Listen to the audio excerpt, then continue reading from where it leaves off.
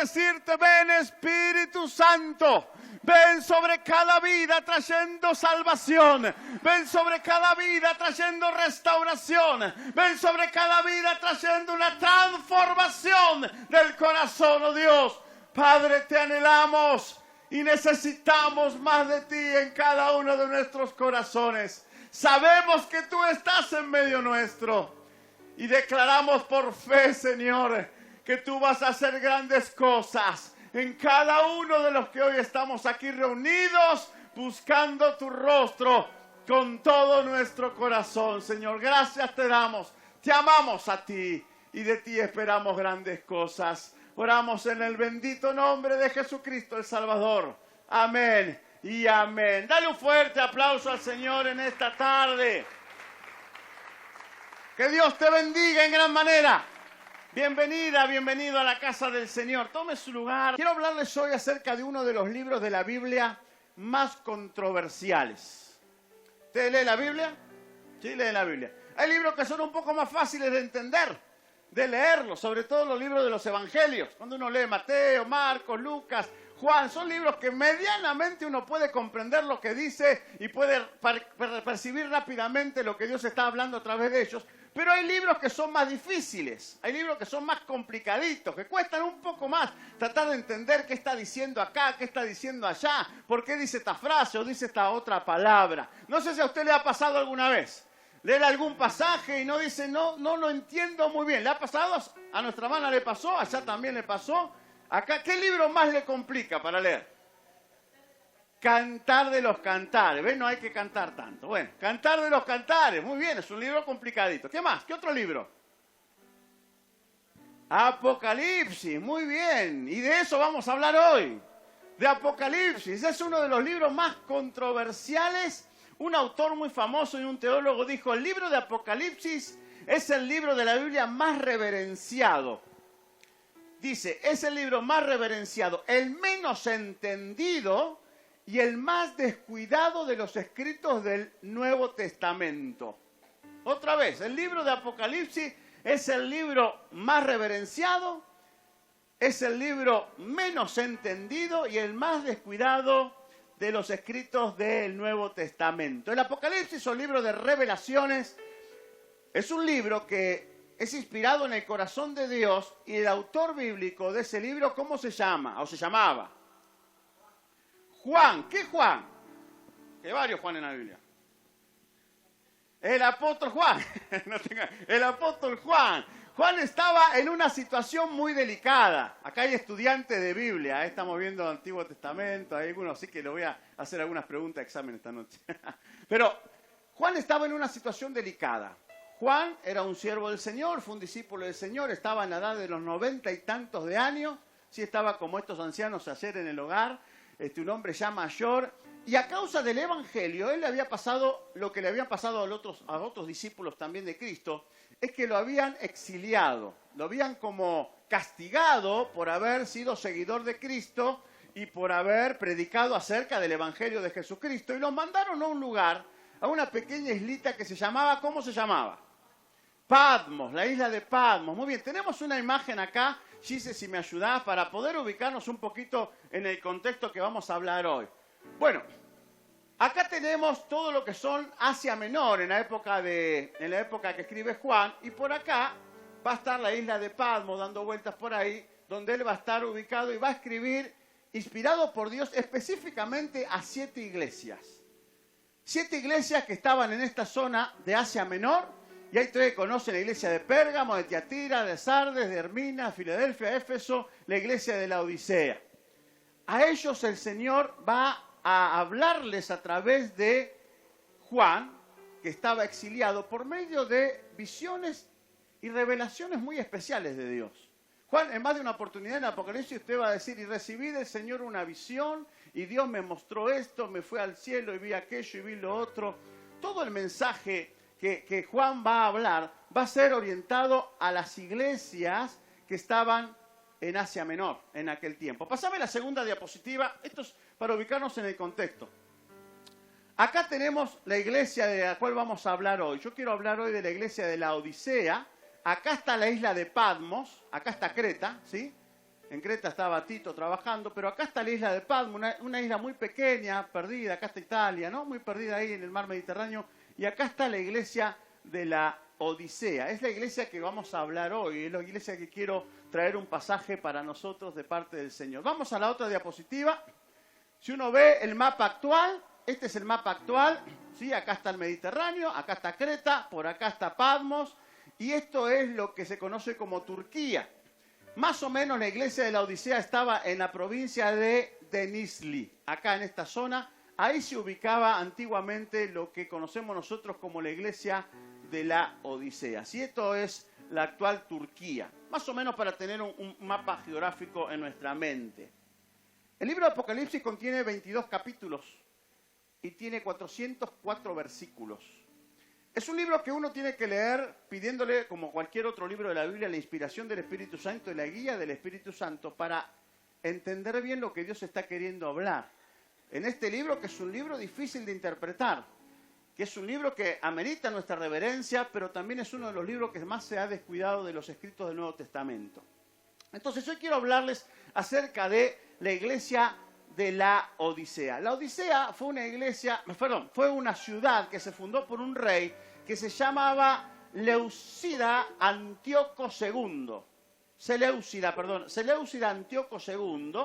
Este hombre conquistó esa tierra y en honor a su esposa, que se llamaba Laodis, él va a fundar y le va a poner a esta ciudad la Odisea. La Odisea viene de dos términos griegos, laos, que significa pueblo, y dike, que significa derechos. Se dice que la Odisea, la traducción de esta palabra, significa derechos humanos o derechos de la muchedumbre, o otros han definido esta palabra como la justicia o el juicio del pueblo. Era una ciudad súper poderosa económicamente, estaba ubicada estratégicamente, por ella pasaban dos rutas de importancia comercial. En la Odisea había mucho dinero, la Odisea tenía una capacidad avanzada de medicina. Muchas personas iban a ese lugar porque la medicina estaba avanzada en gran manera. Había una famosa pomada que se hacía así para los ojos y la gente consumía esa pomada como una famosa crema que hay, que algunos de ustedes venden, que no voy a decir el nombre, pero una famosa crema que hay para las manos, ¿sí? Y acá había una crema, una pomada para los ojos y mucha gente iba a comprar esa pomada. Era una ciudad donde se hacía vestimentas muy finas. Se tejía muy bien lo que era la lana negra. Y había otras vestimentas de gran valor y de gran calidad. Y la gente quería tener esos productos en sus manos. La Odisea era una ciudad muy, muy rica, muy poderosa en cuanto a las finanzas, en cuanto a la bancarización. Había como bancos, un montón de bancos, y era un lugar donde se comercializaba mucho, se manejaba mucho dinero y se prestaba mucho dinero a otros pueblos más pequeños con menos recursos. En este contexto de esta ciudad poderosa, de esta ciudad importante de aquel entonces, Dios va a mandarle un mensaje. Y ahí quiero que abran su Biblia en Apocalipsis capítulo 3. Apocalipsis capítulo 3. Versículo 14, ahí encontramos el mensaje de Dios al ángel de la iglesia de la Odisea. Al ángel de la iglesia de la Odisea. Cuando la Biblia habla del ángel, ¿podemos sacar esto? Cuando la Biblia habla de ángel, está hablando acerca del pastor o del líder o del obispo que estaba a cargo de esa iglesia. Una particularidad de las 7 iglesias de Asia Menor, a la cual Juan le va a escribir, es que de las 6 iglesias anteriores, el Señor en el mensaje de las 6 iglesias anteriores, Él siempre encuentra algo positivo. Ustedes saben que el Señor habla a las iglesias y habla ahí, no sé, a la iglesia de Tiatira o a la iglesia de Pérgamo y empieza diciéndole cosas lindas. Yo estoy contento con ustedes porque ustedes hacen bien esto, hacen bien lo otro, hacen bien aquello, y después le dice, hay cosas que hay que ajustar. ¿Sí? Esto están haciendo mal, ¿no? Y esto no está bien. Y bueno, el Señor empieza adornándolos y el Señor después comienza a corregirlos. Como hace muchas veces el Señor con nosotros. Cuando Dios nos habla a través de su Espíritu, no todo es pálida, no todo está mal en nosotros. El Señor a veces viene con su dulce voz, cálida voz, y nos dice que estábamos haciendo bien esto y que estamos haciendo bien lo otro, y nos felicita por aquello. Y después viene el mensaje del Señor donde comienza a corregirnos. Pero mira, Ariel, tenés que corregir esto. Pero mira, Ariel, hay que ajustar esto otro. Pero mira, Ariel, tenés que mejorar en esto, ¿no? Y el Señor siempre busca corregirnos como un buen padre amoroso para que en esa corrección usted y yo podamos crecer y en ese crecimiento nos pueda ir mejor. Porque Dios al que ama corrige. Y toda corrección de Dios siempre tiene la intención de que nosotros crezcamos y nos pueda ir mejor en la vida. Pero cuando llega el mensaje a la iglesia de la Odisea, a diferencia de las 6 anteriores, en esta iglesia de la Odisea, el Señor no dice absolutamente nada positivo. Nada positivo. Todo lo que se ve en esta iglesia de la Odisea son todas cosas malas, negativas, de estos cristianos que estaban en ese lugar y en el cual se habían apartado y se habían como enamorado del dinero. Se habían enamorado de las cosas materiales. Recuerden que era una ciudad muy pujante, muy pudiente. Probablemente muchos de los cristianos ahí, judíos y no judíos, que se habían convertido a Cristo, eran empresarios o eran comerciantes y tenían un buen pasar económico. La mayoría de la actividad era actividad comercial, era cuestiones de venta, se manejaba mucho dinero y los cristianos se habían como apartado del Señor, de la fe, del Evangelio, de lo que les había enseñado los apóstoles por medio de Jesucristo. Y cuando el Señor habla a esta iglesia no encuentra ningún aspecto positivo. Esa es una gran diferencia entre la Odisea y el resto de las 6 iglesias de Asia Menor. Entonces, yo quiero enfocarme en esta tarde en este pasaje. En el pasaje de cuando el Espíritu Santo usa a Juan y habla a esta iglesia. Una iglesia que fue puesta en marcha por un discípulo de Pablo llamado Epafras. Epafras era un joven que conoció a Jesús a través del mensaje y del ministerio de Pablo, el apóstol Pablo, en la ciudad de Éfeso. Epafras era de Colosas, estaba muy cerquita ahí de donde está la Odisea, y Hierápolis, que es otra ciudad importante, son megaciudades, metrópolis en aquel entonces. Y Epafras va a ser el que va a comenzar a incursionar para llevar el evangelio que él había recibido de Pablo en Éfeso, llevar al evangelio a Colosas, donde él había nacido, pero también a la ciudad de la Odisea. Así que esta iglesia tenía a un joven líder, ni siquiera era apóstol, ni siquiera era pastor, era un joven líder que había abierto ese lugar para que el evangelio se predique y para que las personas puedan conocer el mensaje de Jesucristo. Así que ahí estaba Epafras, el apóstol Pablo lo menciona en Filemón capítulo 23 y le dice que él es el compañero en cautiverios. En la carta a los Colosenses capítulo 4 versículo 2 al 14, Pablo habla acerca de este joven, sí, le dice que este joven era el que estaba predicando en la Odisea y en Hierápolis y que era compañero de milicia. Una ciudad muy pujante, mucho dinero, mucha buena calidad de vida, una ciudad que estaba enfocado en lo comercial, una ciudad que tenía muchos beneficios como la medicina, como inventos, como esta pomada famosa para los ojos. Y ahí estaba un grupo de personas, de hermanos, que habían escuchado el Evangelio de Cristo y que se congregaban en ese lugar, en una iglesia, en esta ciudad de la Odisea. Ahí el Espíritu habla con Juan. Juan, que estaba en pasmos, un hombre ya muy anciano, y el Espíritu trae una revelación y Juan escribe y le escribe al ángel de la iglesia de la Odisea.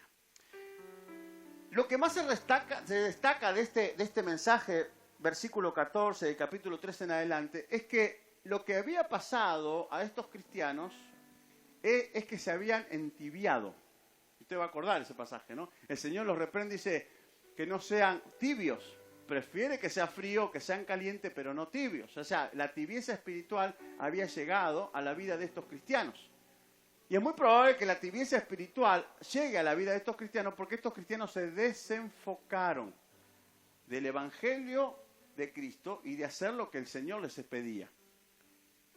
Y eso nos pasa a todos nosotros. Cuando usted y yo nos desenfocamos del Evangelio de Cristo y comenzamos a mirar hacia otro lado, es muy probable que con el tiempo uno comience a entibiarse espiritualmente. ¿Conoce usted a cristianos tibios? Cristianos que en un momento eran fervorosos en el Espíritu, eran apasionados por el Espíritu, eran hombres y mujeres llenos del poder de Dios y estaban acá con nosotros y saltaban y cantaban y alababan y servían al Señor y nos gozábamos juntos, pero con el tiempo, por una u otra razón, comenzaron a desviar su mirada, comenzaron a enfocar su vida en otras cosas, comenzaron a poner prioridades a otras cosas y con el tiempo comenzaron a entibiarse. Y algunos se entibiaron tanto que de ser tibios terminaron siendo fríos. Y comenzaron a ser apóstatas de la fe. Aquellos que amaban a Cristo y seguían a Cristo de golpe dejaron de hacerlo y ahora comenzaron a darle la espalda al mensaje que antes habían abrazado. Apostataron de la fe. Y hay un montón de personas antes y ahora que han estado y que están en esta situación. Pero el capítulo 3 y el versículo 20 puntualmente es el pasaje y el versículo que me quiero detener, porque para mí este capítulo y este versículo 20 fue particularmente fundamental en mi vida en muchas ocasiones, cuando por diferentes razones comencé a entibiarme en el espíritu. Y miren lo que dice. He aquí, dice el Señor Jesucristo, yo estoy a la puerta y llamo o golpeo. Si alguno oye mi voz y abre la puerta, entraré en él y cenaré con él y él conmigo. Otra vez. He aquí yo estoy a la puerta y llamo. Si alguno oye mi voz y abre la puerta, entraré en él y cenaré con él y él conmigo. Este es un pasaje que usamos mucho para evangelizar. Es un pasaje que salimos a la calle y lo compartimos con la gente y le decimos, bueno, Dios está golpeando la puerta de tu corazón, Dios te está llamando, tenés que venir a Cristo, tenés que conocer a Cristo, tenés que rendirte a Cristo, porque en Cristo tu vida va a cambiar. Y cuando decimos eso no estamos mintiendo. Nosotros somos el producto y el resultado de lo que Cristo puede hacer en la vida de una persona que se atreve a creer en Él, que se atreve a abrir su corazón y recibirlo como Señor y Salvador de su vida. Amén. ¿Ha cambiado Dios tu vida? El día que recibiste a Cristo ha pasado algo importante en tu corazón. Bueno, dígalo con convicción. Hay gente que nos está visitando, no nos convence a nadie. Claro que Cristo cambia las vidas. Él las cambia. Y las cambia para bien. Hay cambios que son rápidos y cambios que son fuertes y grandes. Hay cambios que son más paulatinos, que van más despacito. Pero al fin y al cabo, cuando Cristo entra a tu corazón, tu vida puede cambiar para bien. Amén. ¿Seguro? Si no, arrancamos del ABC de cero otra vez. Pero este pasaje de Apocalipsis 3:20 es un pasaje y una frase que Dios utiliza a través de Juan para hablar a la iglesia de la Odisea, no para hablar a inconversos. Dios no está pensando en el inconverso, en el que no conoce a Cristo. Dios no está pensando en las personas que están fuera de la iglesia. El Señor no estaba pensando en las personas que todavía no habían escuchado el mensaje ni habían recibido este mensaje. Y no es que no le importaba a Él recibir a esas personas y escuchar a esas personas y salvar a esas personas. Pero Dios estaba pensando en su iglesia y en aquellos que estaban en la iglesia de la Odisea, que estaban en una situación de delicadeza espiritual, de tibieza espiritual, y que muchos de ellos estaban corriendo el riesgo de perder la salvación que un día habían recibido a través de Cristo. Había una preocupación muy fuerte en el corazón de Dios. La misma preocupación o más grande la preocupación de cuando nosotros como padres vemos que nuestros hijos se nos están descarrilando para algún lado. Cuando nos llega la edad de la preadolescencia y la adolescencia y nuestros hijos están tomando malos caminos, malas decisiones. Y sabemos que si siguen por ese camino les va a ir mal, se van a golpear, van a sufrir, van a meter la pata y les va a complicar la vida. Y los padres sufrimos, nos duele, porque a veces no se le puede decir nada a los chicos. A veces le hablas y no te escuchan. A veces les hablas y querés acercarte a ellos para advertirles que corrijan el rumbo o la decisión que están tomando para evitarse un mal mayor. Y tus hijos no te escuchan. Y se enojan. Y dicen cosas como, qué mal padre que sos o qué mala madre que sos. ¿Por qué no me tocó un padre mejor, una madre mejor? Justo me tuvo que haber tocado vos. Hoy estamos en un tiempo donde es muy difícil ser papá y mamá y donde es muy difícil ser hijos, porque nuestros hijos están viviendo en un contexto que no es fácil para ellos, en un contexto que los está llevando a grandes desafíos y que muchas veces los apresura para que tomen decisiones rápidas y en ese apresuramiento se equivocan. Y los padres sufrimos. ¿Hay algún padre que esté sufriendo por sus hijos esta noche? Sufrimos. Y hay hijos que sufren por los padres que tienen. Porque hay hijos que aman a Dios, que quieren buscar al Señor, y los padres están en otra sintonía. Y los chicos sufren también. Y también lloran. Y también en su vocabulario, a veces limitado, en su poca experiencia de cristiano, oran a Dios y dicen, Señor, toca a mi papá, toca a mi mamá, toca a mis hermanos. Todos sufren. Padres sufren, los hijos sufren. Así que el corazón de Dios, cuando miró a la iglesia de la Odisea, primero no vio nada bueno. No podía decir una cosa positiva de esta iglesia.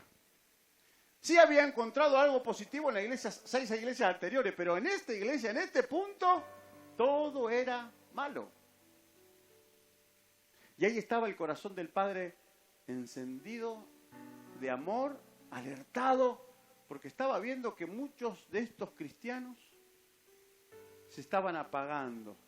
Que ese fuego que cantamos en estas canciones, parece que a propósito de las canciones de hoy, que este fuego que nunca se apagará, se estaba apagando. Que muchos que habían estado enamorados de Cristo y que eran defensores del Evangelio, ya estaban desenfocados, estaban abrazando la riqueza, el dinero, el comercio, la fama, y que poco a poco comenzaron a descuidar su vida espiritual y la tibieza comenzó a ser parte de su corazón y de su forma de ser. No sé si usted alguna vez tomó el té tibio. ¿Alguien tomó té tibio? ¿Es más rico el té tibio o el té caliente?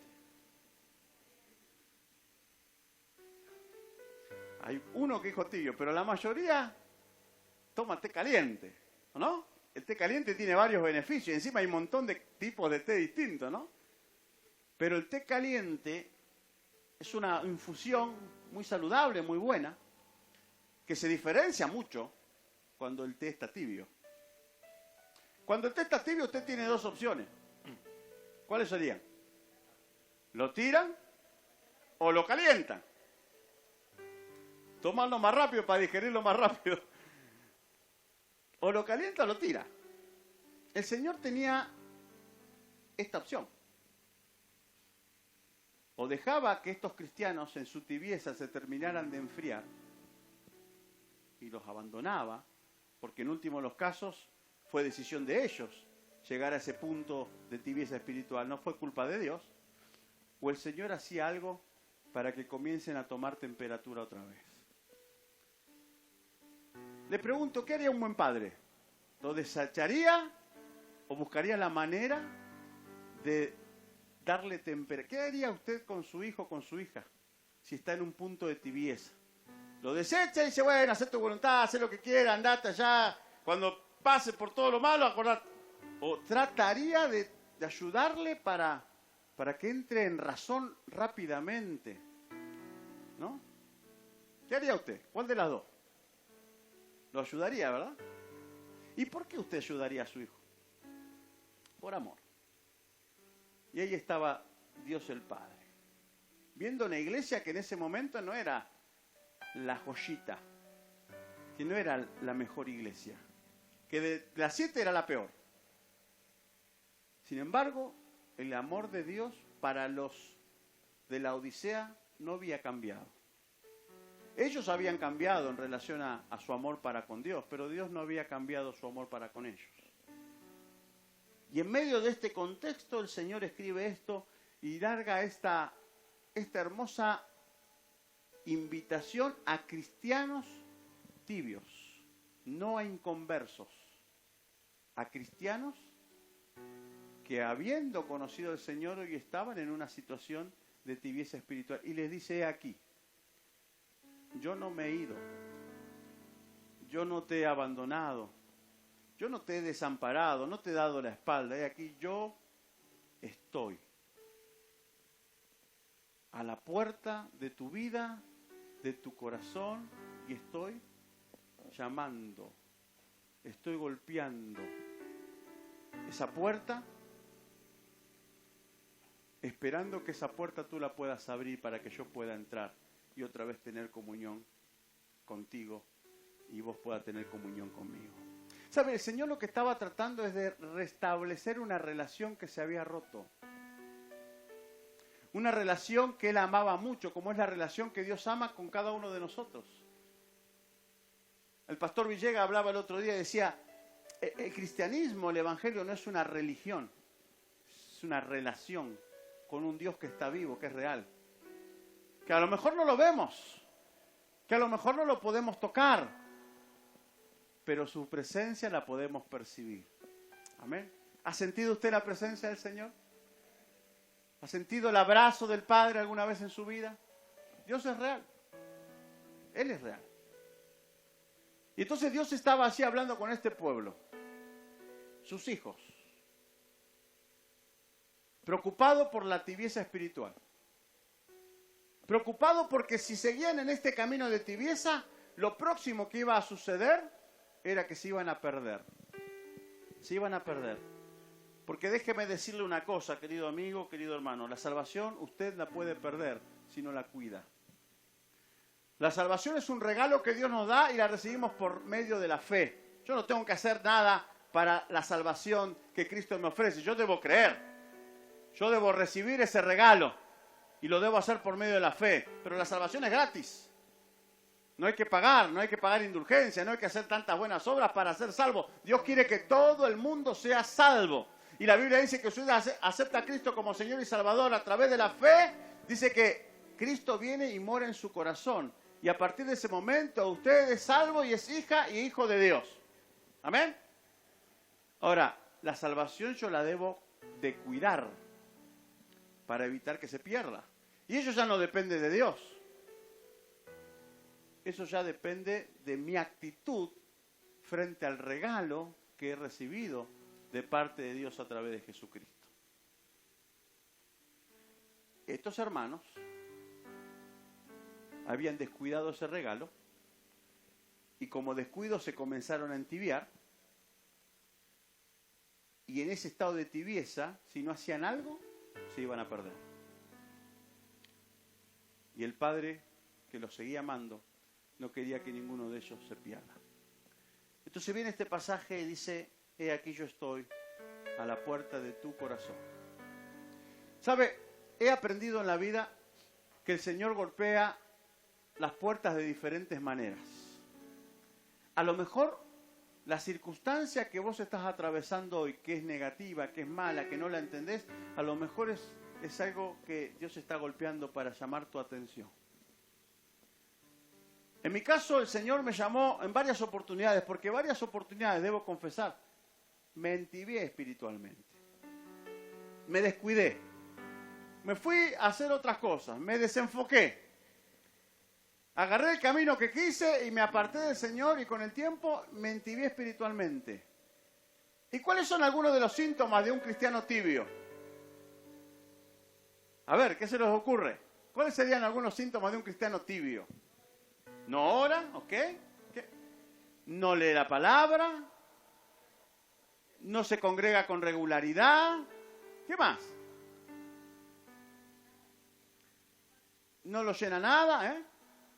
Se aparta, comienza a tener mal testimonio, comienza a jugar ahí con el pecado y a veces llega un punto que ya pecar no le hace nada, le da lo mismo si peca, si deja de pecar. Comienza a hablar mal, comienza a reaccionar mal. Bueno, eso pasa cuando uno espiritualmente se entibia. Son evidencias, son frutos que uno expresa interna y externamente y uno se da cuenta cuando uno está tibio. Así estaba yo en varias oportunidades. Me alejé del Señor, me enfrié, me fui tras otras cosas y cuando me quise dar cuenta mi vida espiritual ya había descendido y llegado a un punto de tibieza. No me congregaba, me molestaban las cosas de Dios. Antes lo que amaba y lo que quería todo el día escuchar y leer, ya llegó un punto que me molestaba. Es más, mi papá una vez me dijo, cuando estaba en un punto de 16 años, me dijo, me parece que vos estás endemoniado, hijo. Porque yo amaba escuchar música cristiana, pero cuando me entibié, cada vez que ponía música cristiana me molestaba en gran manera. No quería escuchar música de Dios. Cuando en la mesa de mi casa siempre orábamos por los alimentos, y cuando se oraba por los alimentos a mí me daba bronca.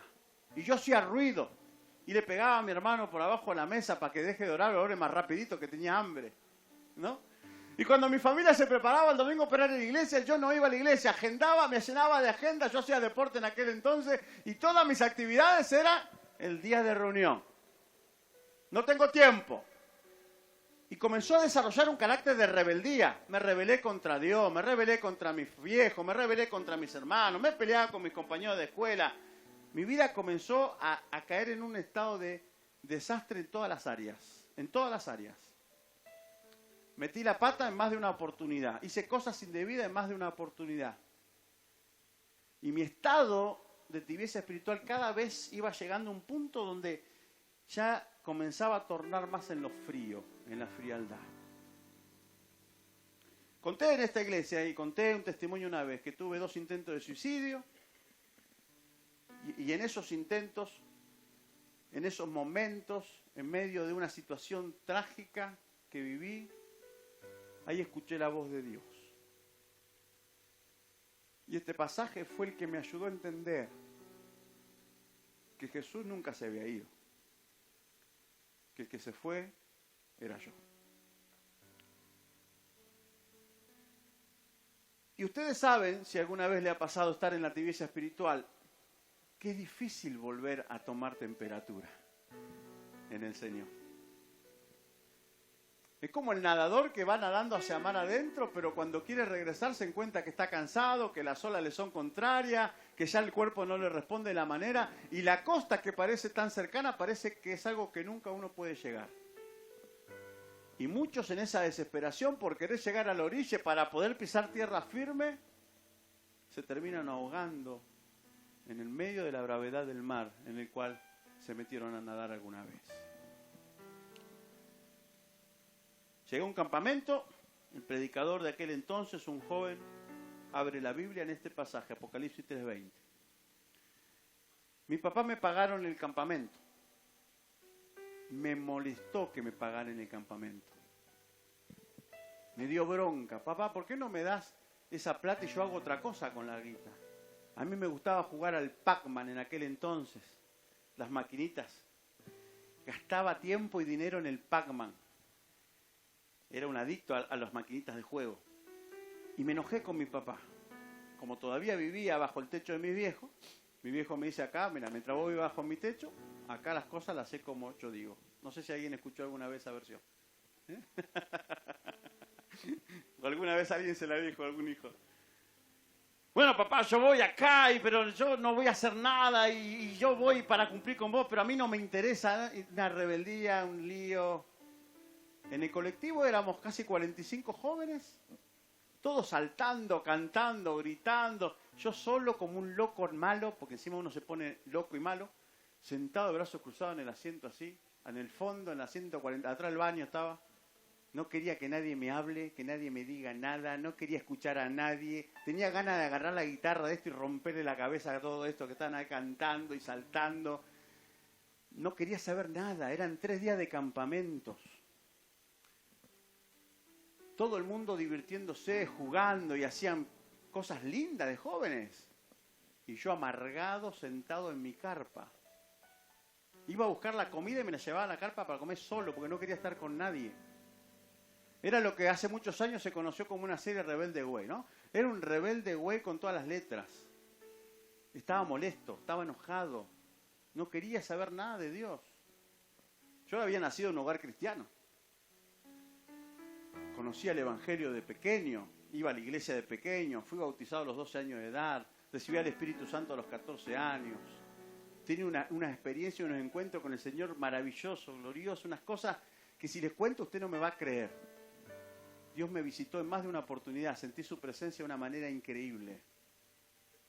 Pero a los 16, 17 años, por descuido, por desorientarme, por enfocar mi vida y mi mirada hacia otro lado, llegó la tibieza espiritual a mi corazón. Y lo que antes amaba y lo que antes me encantaba, ahora ya me molestaba, me incomodaba, lo aborrecía, no lo quería. Y llegó un domingo en la mañana, el último día. Un devocional tempranito, después de desayunar mate cocido con pan y dulce de leche. Se levanta un joven, líder, que no conocía, y yo estaba contento porque digo, cuando termine de hablar, nos volvemos a casa. Me voy a mi casa, voy a lo mío, ya cumplí con mis viejos, ahora me tienen que dejar hacer lo que quiera, ya quise que venga, vine, acá está, no me moleste más. Y viene este joven acá, estábamos todos sentados ahí, los 45, Apocalipsis 3:20. Y lee este pasaje.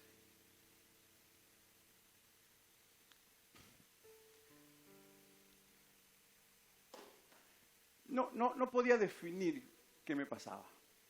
Porque hay mucha gente que no sabe cómo describir qué le pasa, esa locura, esa rebeldía, esa sensación de crisis interna.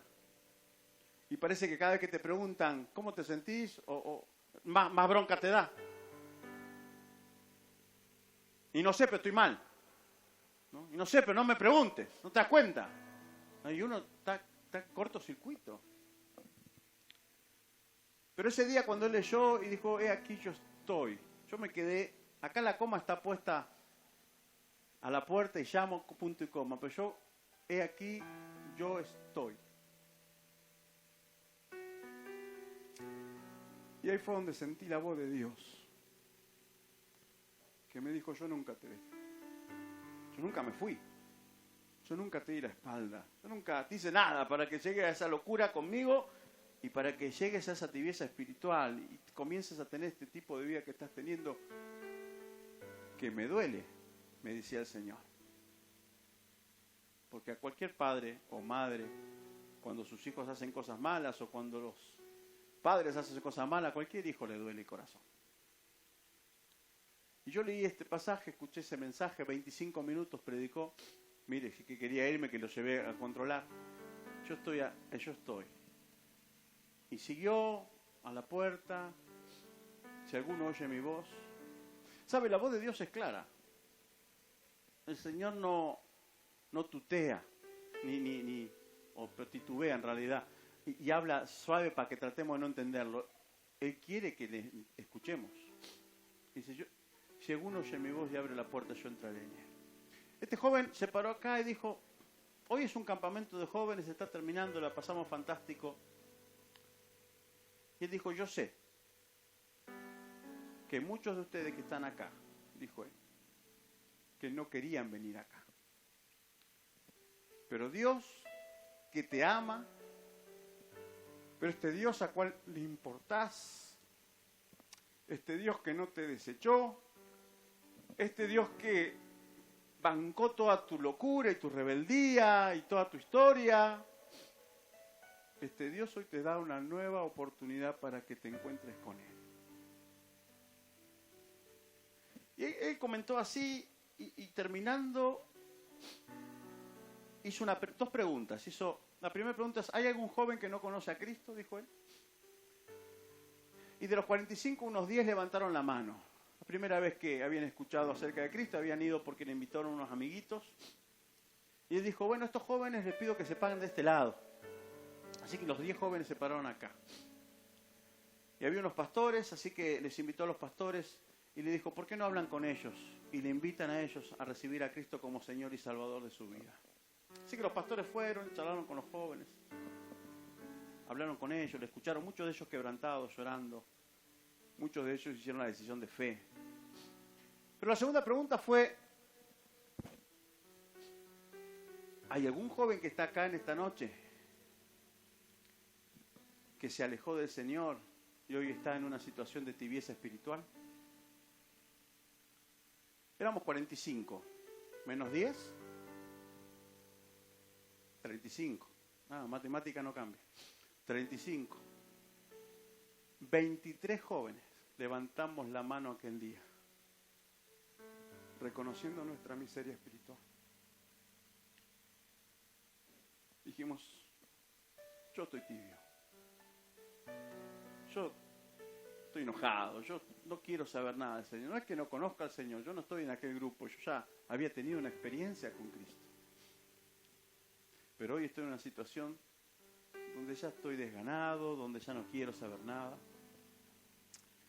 Así que levantamos los 22 jóvenes, justo el 22 dije, ¿no? El número loco encima.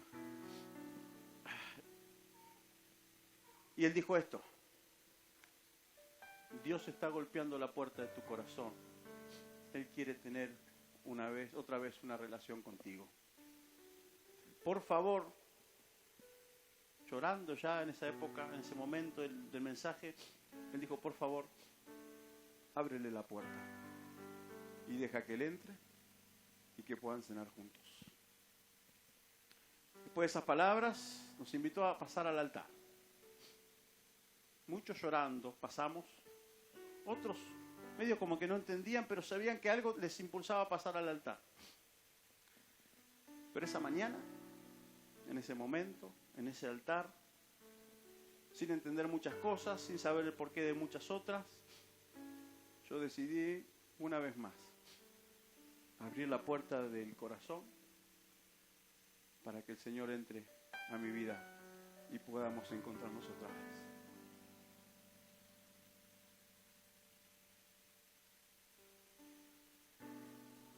No sé qué pasó,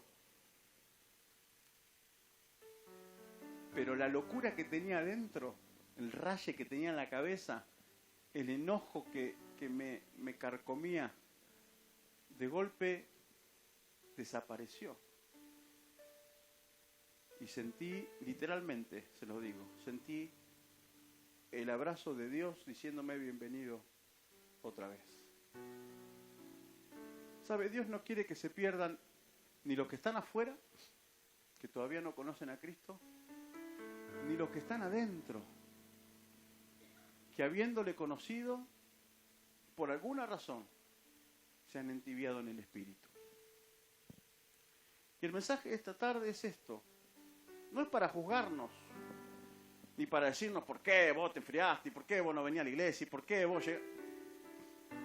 El mensaje de esta tarde es decirte lo que aquel día yo escuché de Dios para mí. Y es el título de este sermón. Todavía estás a tiempo para volverte a Dios. Todavía estás a tiempo para volverte a Dios. El perdido sin Cristo se va al infierno. Por eso hay que predicar el Evangelio con urgencia. Pero el cristiano tibio corre el riesgo de enfriarse, y si se enfría, también se pierde y se va al infierno. Por lo tanto, Dios quiere salvar al inconverso con desesperación, porque ama al inconverso. Pero Dios quiere golpear la puerta de muchos aquellos cristianos que hoy están tibios y que Él no quiere que se pierdan. Y quiere que vuelvan a tomar temperatura. Y que tanto ellos como aquellos, todos puedan entrar a las moradas celestiales. Ese es el corazón del Padre. Yo no sé cuáles pueden haber sido tus razones por las cuales a lo mejor la tibieza espiritual llegó a tu vida. No sé. No me interesa saberlas tampoco. Porque no estoy acá para juzgar a nadie. Lo que te estoy diciendo y te quiero decir en el nombre de Jesús. El Señor está golpeando otra vez la puerta de tu corazón. Y Él está esperando que vos la abras, porque Él está ansioso de querer entrar a tu vida y volver a relacionarse contigo.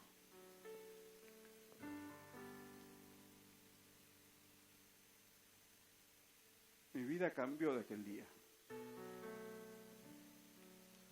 Y si hoy estoy acá por la gracia de Dios,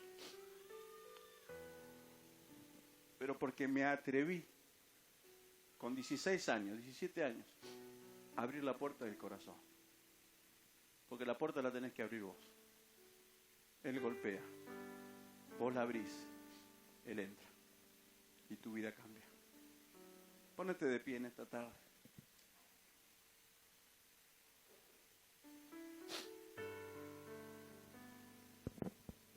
este mensaje no es para inconversos. Este mensaje fue para la iglesia de la Odisea. Y este mensaje que el Espíritu le dio a Juan en una islita muy pequeña, siendo un hombre mayor, fue para una iglesia que estaba desesperadamente necesitando la salvación de Dios, porque había llegado la tibieza espiritual a sus vidas. Ese mismo mensaje miles de años después. Yo creo humildemente que el Espíritu Santo está hablándonos a la iglesia del Calafate, a tu vida, a mi vida.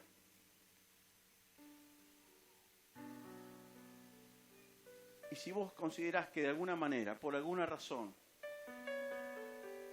la tibieza espiritual golpeó tu corazón y hoy estás en ese estado, yo quiero decirte, todavía hay tiempo para que te vuelvas a Dios. Él está golpeando, Él está llamando, y yo quiero animarte a que tú abras la puerta y lo dejes entrar a tu vida. Cierra tus ojos por un momento. Veo que el Espíritu Santo ya está hablando, ya está obrando. Con todo respeto, con todo amor, con toda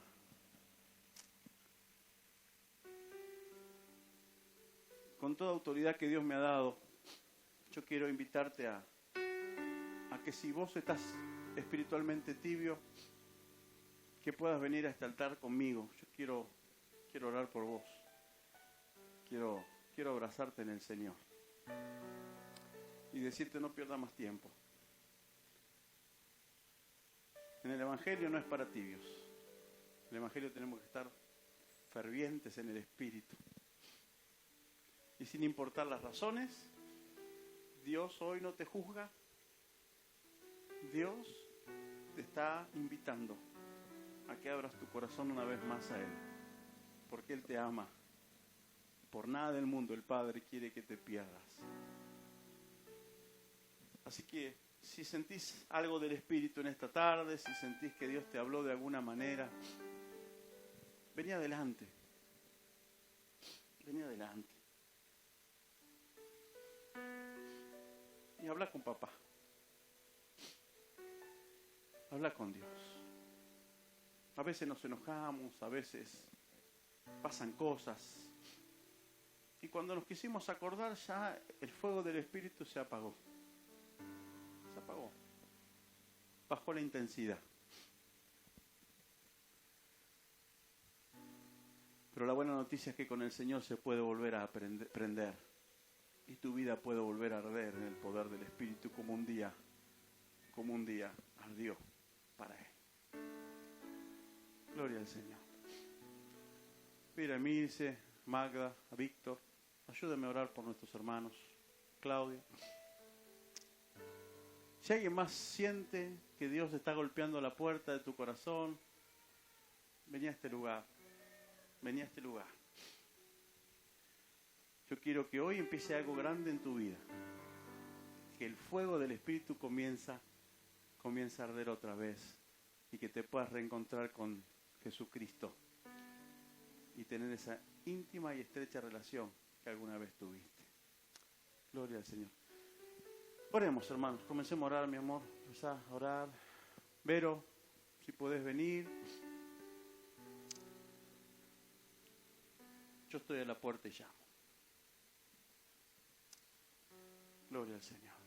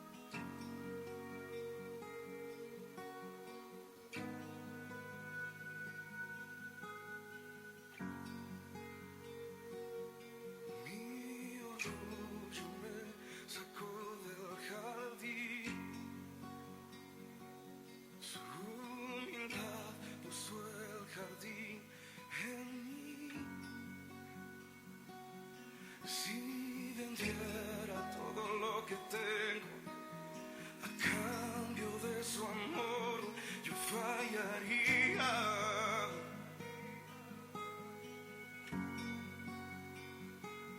Porque su amor no se compra ni se merece.